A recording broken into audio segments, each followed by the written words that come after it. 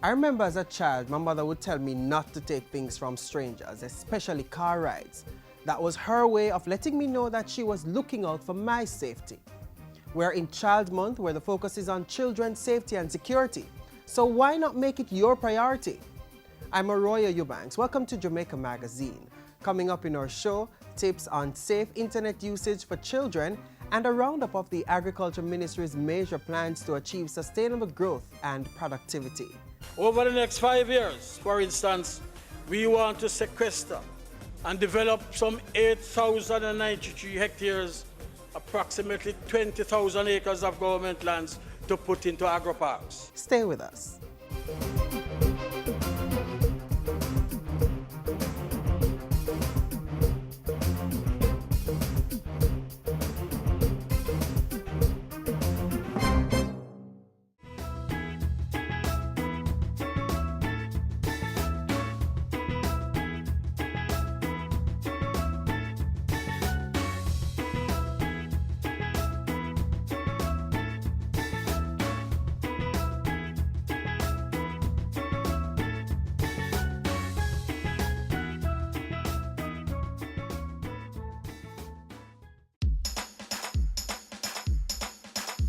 We want a productive Jamaica. We are not productive Jamaicans. Productivity to move forward on this land. Productivity, that's the way to go, we should understand. Productivity is the way to go for all us Jamaicans. Small business, big business, old and young, we are tell every woman and man. We want growth and prosperity for a better nation with a building plan. So we can build our product and sell our product and put more money in our hand.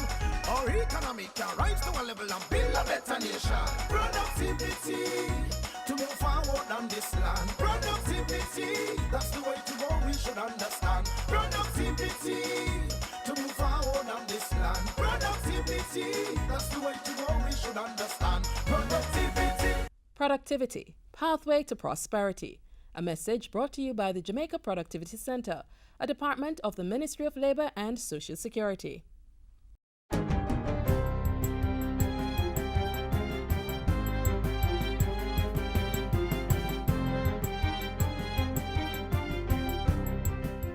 Good day, I'm Andrea Chisholm and this is your JIS News for Thursday, May 7.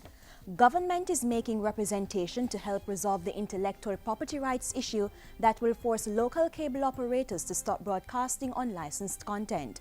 The Broadcasting Commission recently gave local cable operators until May 31 to stop showing 19 cable channels for which they do not have a license.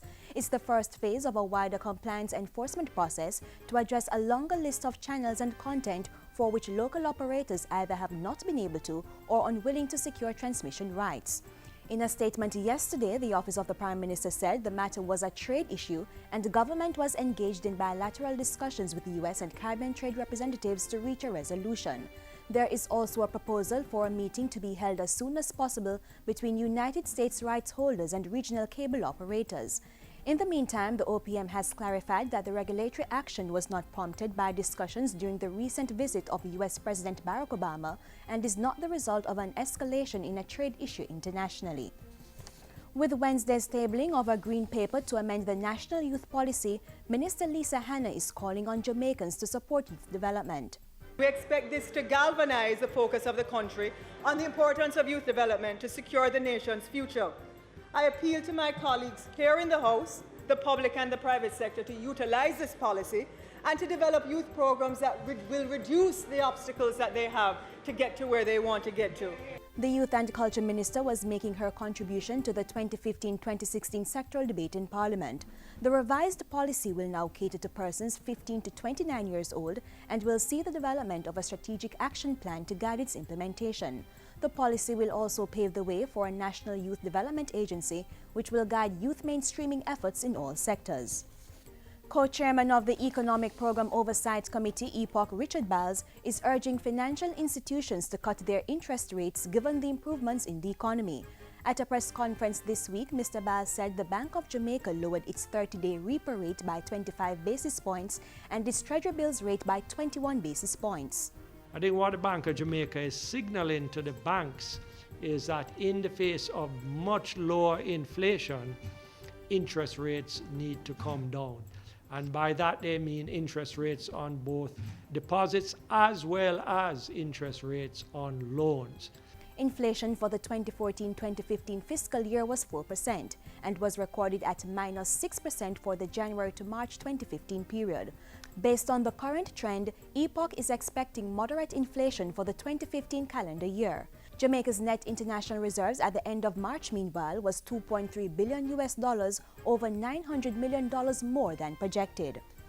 Finance Minister Dr. Peter Phillips has been meeting Canadian government officials to deepen Jamaica's trade and investment relationship with that country. The Finance Minister is in Canada with Bank of Jamaica Governor Brian Winter and Financial Secretary Devon Rowe. They have been engaged in talks to address Jamaica's debt and external financing challenges. The team is also meeting with representatives of the Canadian Council of the Americas and private financial institutions on ways to support Jamaica's economic development. Members of the Jamaican diaspora in Canada are also being updated on Jamaica's progress under the Economic Reform Program. Minister Phillips and his team return to the island tomorrow, May 8. A joint Cuba-Jamaica Business Council is being set up to foster and facilitate the development of economic relations between the two countries. This follows Industry Minister Anthony Hilton's trade mission to Cuba in April, accompanied by an 18-member public-private sector group. Minister Hilton says a framework agreement is being considered to engage Jamaica's Special Economic Zone with Cuba's Mariel Special Economic Development Zone. As Jamaica continues work towards the development of our Special Economic Zone, we are well placed to take advantage of the opportunities for inter-Special Economic Zone trade. And during a visit to Costa Rica in April, a memorandum of understanding was signed to supplement the free trade agreement between the Central American nation and the Caribbean community. The MOU symbolizes the partnership between Jamaica and Cuba and Costa Rica. It will enhance existing ties and provide an opportunity for more cooperation in trade administration, as well as exchange of valuable trading information. Minister Hilton says Costa Rica, like Cuba, is anticipating Jamaica's fulfillment of its goal of becoming the fourth node in global logistics. And finally, Education Minister Reverend Ronald Thwaites is hopeful that the ongoing negotiations between teachers and the government will end in mutual satisfaction. The Ministry of Education is committed to finding ways to improve teachers' conditions of employment within our budget.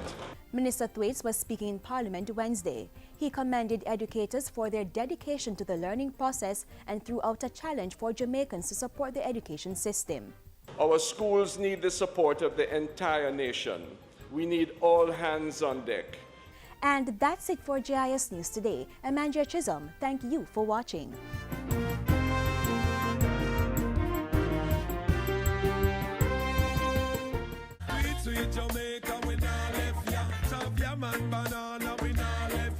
Finger-licking jerk chicken, Helcher fish and bami, we run down yam and banana, roast breadfruit, sweet potato pudding. Jamaica food sweet. So let's make a pledge to use more local produce and less foreign goods. Let's grow what we eat and eat what we grow. 9 agri-parks in operation, more than $718 million spent to install modern infrastructure on over 754 hectares of land, approximately 1.7 million kilos of produce reaped, and 1,428 people employed. All this happened in 2 years, and more of the same is planned for the 2015-2016 fiscal year. The Agriculture Minister shared the details in his sectoral presentation recently.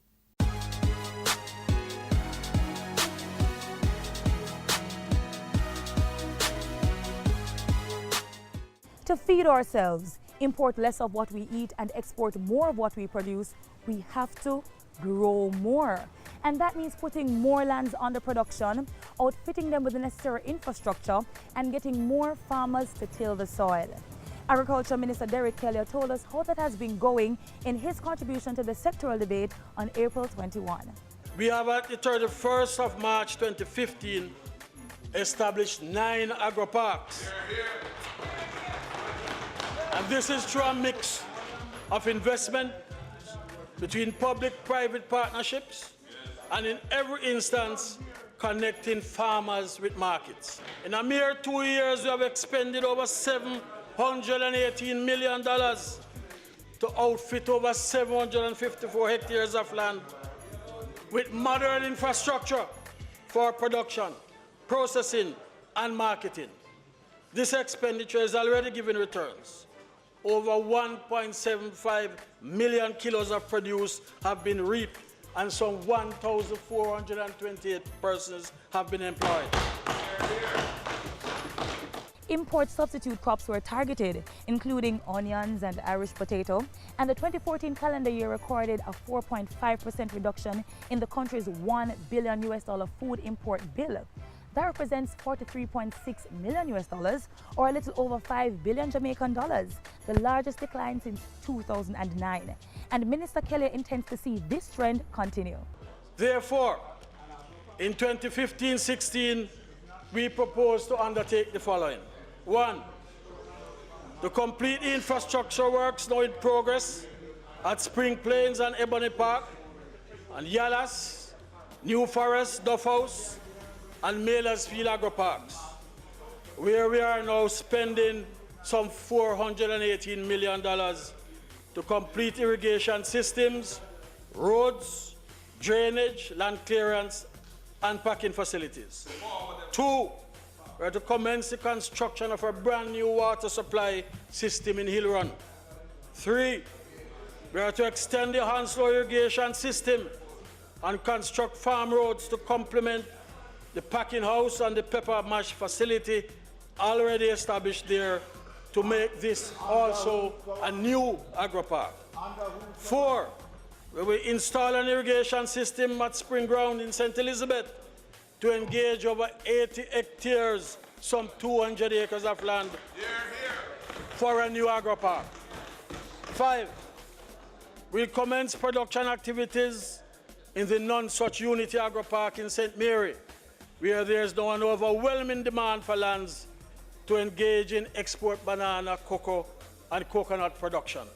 6, we intend to commence infrastructure works in Seven Rivers, Enfield, and Sunderland to create new agro-parks. Sounds good, doesn't it?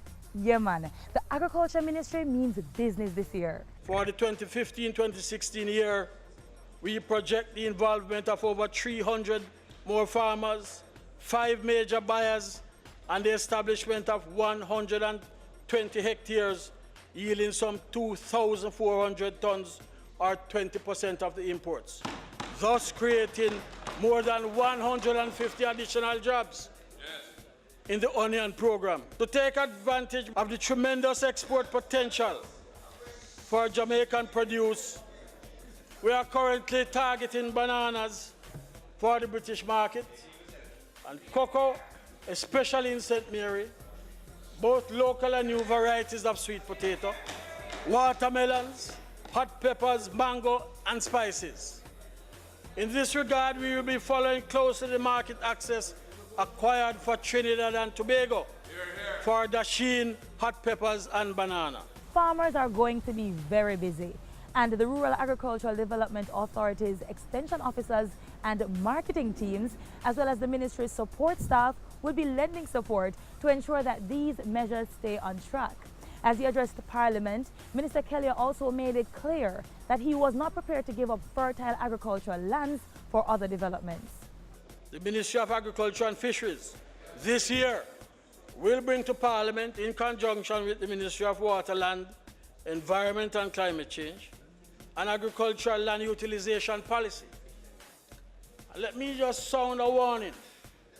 It's not going to be an easy ride to get this ministry to yield good agricultural lands for housing, because it is a diminishing factor.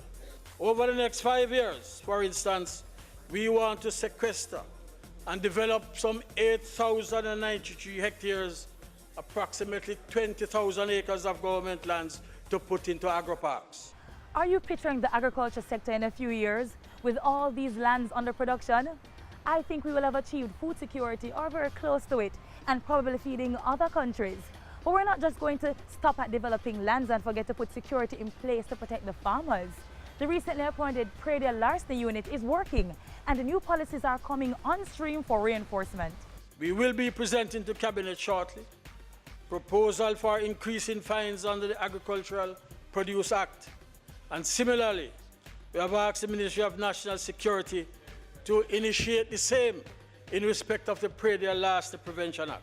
The National Animal Identification and Traceability System is a critical component of our anti-pradial larceny drive. And under the proposed amendments to the Agricultural Produce Act, we are going to simplify and activate the provisions for all handlers of agricultural produce. From here on, we will see an intensification of operations by the police, and this will be a sustained operation. Turning to the sugar industry, production went up by 20.4% in 2014. There was also a 27% expansion in cultivation, and the government is committed to enhancing the social transformation of the sector. We propose to spend over $700 million to rehabilitate some 80 kilometers of roads in all cane-growing areas of Jamaica. We will train an additional 600 persons, including young people, at a cost of $122 million, and we'll also complete an additional 80 social infrastructure projects in sugar-dependent areas in this financial year at a cost of some $273.4 million. The Fisheries Division got equal attention from the Ministry of Agriculture. The minister told us about ongoing work to develop policies for better management of the sector, a $289,000 grant to develop a management plan for sea cucumbers, and measures to address poaching. I confidently expect that the new fisheries bill will be tabled this year. I will also be bringing to the House a bill within a few weeks to amend the existing Fisheries Acts of 1976, specifically to deal with increasing of fines. The plunder of our resources by poachers require the urgent amendment of the Act to increase the fines. Additionally, the drones announced by Minister Clark last year have been acquired and are now being tested for early deployment. As we speak, proposals are heading to the Cabinet for the amendment of the Conch Cess Levy Act of 2009 to make provisions for the imposition of a cess on other species as and when we begin to exploit them. It is this cess, Mr. Speaker, that we will use to sustainably manage the resources, including the much trumpeted cleanup of the Pedro Keys. It's still early days into the new fiscal year, so there is enough time to get all these things going. The Ministry of Agriculture and Fisheries is committed to the plan. Together we continue to lead the charge to grow what we eat and eat what we grow. Because as a government we have sought once and for all to put agriculture on a sustainable footing.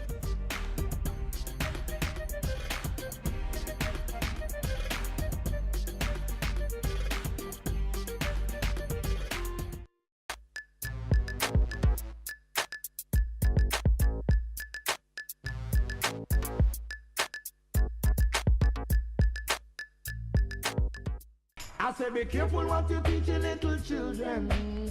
Make sure I know something to hurt them. Parents, keep your children safe and protected. Stay alert and be aware of where your children are at all times. Submit the latest photo of your child to his or her school. Know what's happening with your child. Listen to them when they say they don't feel comfortable going to a certain place or being around certain persons. Act quickly when your child tells you he or she has been touched inappropriately or approached with unwanted requests. Be the change. Help us protect our children. For more information, call 1-888-776-8328 or 1-876-878-2882.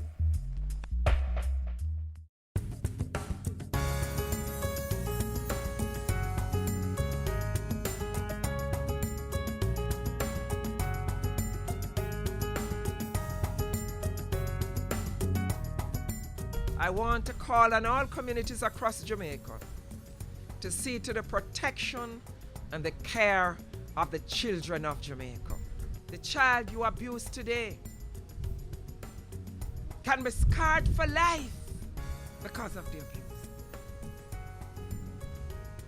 Children are to be nurtured and cherished and brought up in a way that they can become upstanding citizens of this country. I make a special appeal on behalf of the children of Jamaica. They are our precious pearls. They are our diamonds. They are the future. We have a responsibility. And I'm begging everyone in the community in which you live, look out for the children. Not to abuse them, but to nurture them and to care for them.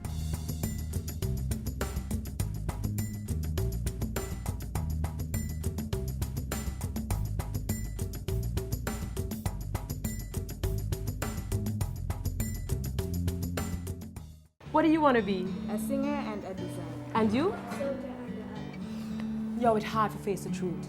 You see the hundreds of boys and girls we go missing every year? Any one of them could be yours, could be mine. Don't deny the reality. Make sure you know what to do if your youth goes missing. Make a report to the police or call 119 right away. Tell them the name, age, address, and the date, time, and last place you saw the little one. Describe what they were wearing and make sure you have a recent photo to show. Move smart, move fast. Help the authorities to get your child home to you. We are in the technology age of smartphones, broadband, internet service, and a wide range of social media sites to tap into. Children are communicating through these resources with more proficiency than us adults, but they require supervision to ensure their safety. This next feature gives some very important safety tips to follow.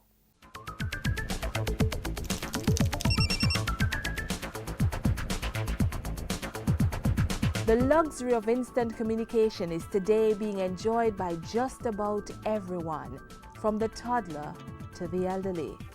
Just imagine being able to communicate or do business with anyone, anywhere in the world, without going to them. And with the use of Facebook, Twitter, BlackBerry Messenger, YouTube, and so many others, the medium expands even greater. Businesses and individuals have capitalized on this wave of social media network to either push their products and services or just to socialize. I'm hooked up on Facebook. I am a part of Twitter, Facebook, MySpace. I'm on Facebook. I'm on the YouTube site. Well, for me, it helped me to communicate with my friends here in Jamaica and those that left. As an artist that's seeking some promotion, I use it for exposure. With everything comes responsibility. So while being attached to the social media circle may be all about the pleasure or business, it doesn't hurt to exercise a little caution. I've seen a lot of persons posting that, kids especially, and they'll give a lot of information because they're vulnerable. And they say they'll be at Sovereign, nobody's home, we'll be on vacation.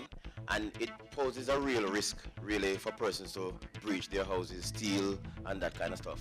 Oftentimes, we have also had reports of children being exploited. We have had cases where we have seen persons downloading pictures of kids. So what happened, they'll download these kids, they'll morph their faces on nude bodies, and they'll tell them that, listen, you don't have sex with me, I'll post the pictures. For those of you who don't know, Foursquare is a location-based website. I can check in and say, I'm at Chilitos, but there are some inherent risks, especially from a location standpoint. Telling somebody, I'm at Scotia ATM, Ligani, which I've seen a lot of these things show up on Foursquare, and it got so bad. There was a website called pleaserob.me that was done, and all it did was just collate people's check-ins at locations related to money, and the website was done to scare people and have them realize there's actually a risk in checking in at home. Marketing is great. Understand the risk before you dive in. What scares me the most is that there's companies out there right now that are building data warehouses full of your information. For example, your daughter, your son, they took a picture inside your house. Well, that picture that's posted out on some of these social media on there, they have what they call EXIF data in it. You probably deal with that. EXIF data, which has the latitude and longitude of where that picture was taken. If that picture was taken in your house, guess what? I know where you live. One thing to remember in all this is that social media networks were not created to harm persons, but there are individuals who manipulate the systems for illegitimate reasons. So here's a look at some ways you can be social and stay safe. Be careful of who you accept as friends. Think twice before sharing personal information that could make you vulnerable. Posting your birth date, cell phone number, or home address anywhere online puts you at greater risk. This is where you could customize your settings to restrict access only to certain users. And some useful tips for parents. Encourage your child to tell you if they are uncomfortable or threatened by an experience. Explain to your child that photographs can reveal a lot of personal information, and insist that your child never meets anyone in person that they have communicated with online.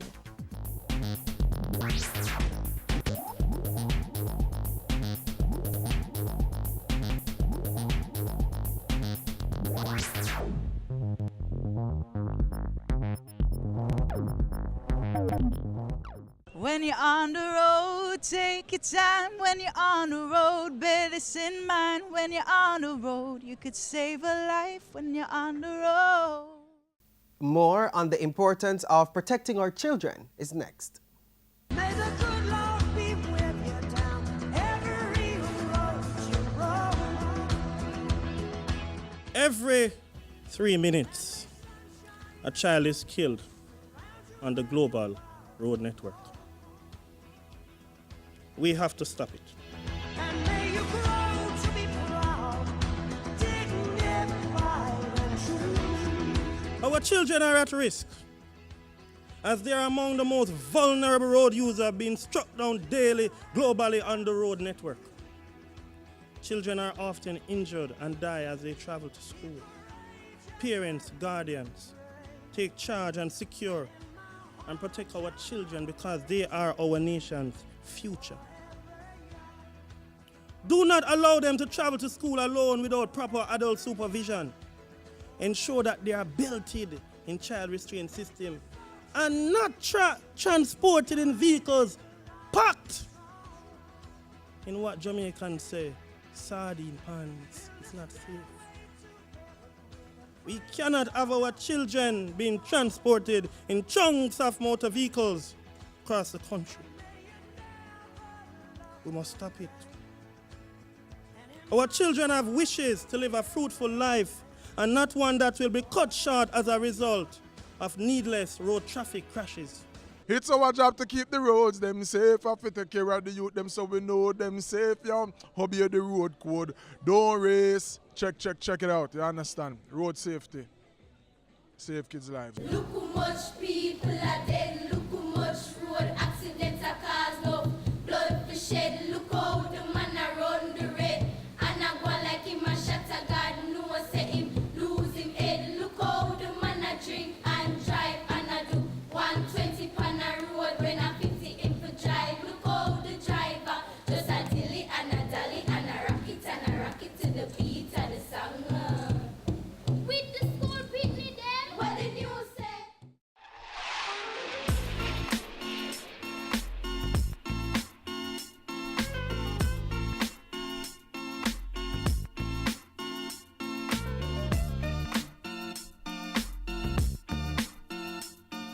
This is where we say so long, but please join us again tomorrow, same time, same station, for another insightful program. Until then, keep the link via our website, jis.gov.jm. We welcome your feedback, so keep sending your comments to Jamaica Magazine at jis.gov.jm or via tweet at JISnews. On behalf of the production crew, I'm Arroyo Eubanks. Have a pleasant evening.